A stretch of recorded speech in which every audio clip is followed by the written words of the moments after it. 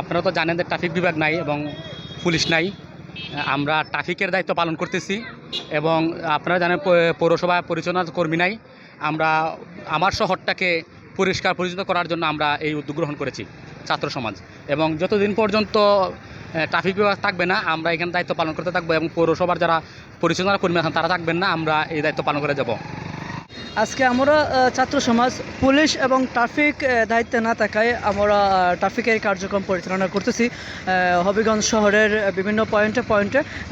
এখন বর্তমানে আমরা উপস্থিত আছি হবিগঞ্জ সদর মডেল থানার সামনে। তো সেখানে আমরা ট্রাফিক নিয়ন্ত্রণ করতেছি আমাদের ছাত্র সব ভাইয়েরা মিলে। তো এখানে যে একটি বিষয় আমরা উপলব্ধি করতেছি, হবিগঞ্জ শহরের মাঝে অনেক নতুন টমটম উদয়মান হয়েছে, যেটার কারণে আমাদের কাজে একটু ব্যাঘাত ঘটতেছে।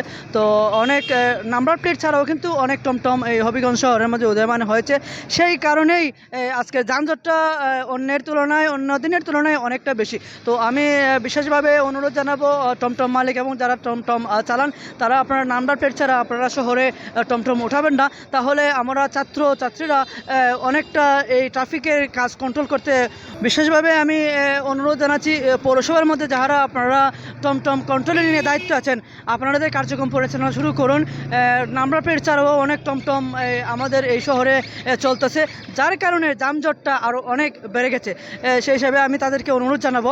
আর বিশেষ করে ছাত্র সমাজ যারা এখানে এসেছেন সবারই সাথে অনেকেই মানবতা পেরিওয়ালা এসে তাদের পাশে দাঁড়িয়েছেন, অনেকেই খাদ্য সামগ্রী নিয়ে এসেছেন, পানি কেক এবং বিস্কুট নিয়ে ছাত্রীদের তারা খাদ্যের ব্যবস্থা করে দিয়েছেন এবং পানাহার করাইতেছেন। তো আমি সেই মানবতা পেরিওয়ালাদেরকে আমি ধন্যবাদ জানাবো এরকম সময়ে তাদের পাশে থাকার জন্য। তাদেরকে অসংখ্য ধন্যবাদ। এই মুহূর্তে এখানে আমি দায়িত্ব পাইছি বাংলাদেশ সরকারের, আমাকে এই জায়গায় নিয়োগ দেওয়া হয়েছে ট্রাফিকের কাজ করার জন্য এবং ছাত্ররা আমাদের সহযোগিতা করতেছে, তাদের সাথে কাজ করে আমাদের অনেক ভালো লাগতেছে। আমরা সর্বদাই চেষ্টা করতেছি যানজট মুক্ত। রহিম, এই মুহূর্তে যারা দেখছেন সবাইকে আমার সালাম, আসসালামু আলাইকুম।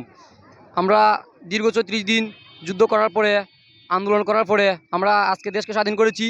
এখন আমাদের দেশ আমাদের, জাতি আমাদের, বাংলা আমাদের।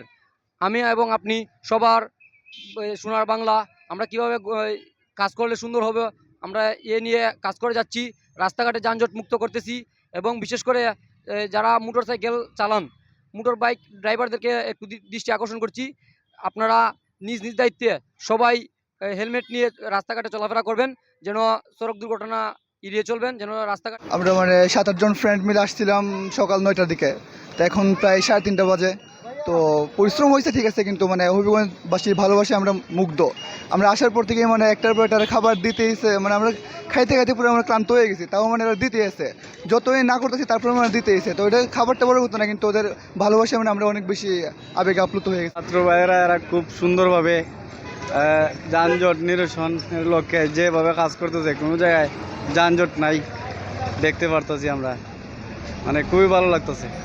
আপনাকে বুঝাইতেছেন ট্রাফিক যে আগে ট্রাফিক ছিল, ট্রাফিক শাসন ছিল, তারা কি একটু ভালো করতেছে তারা নাকি কি করতেছে?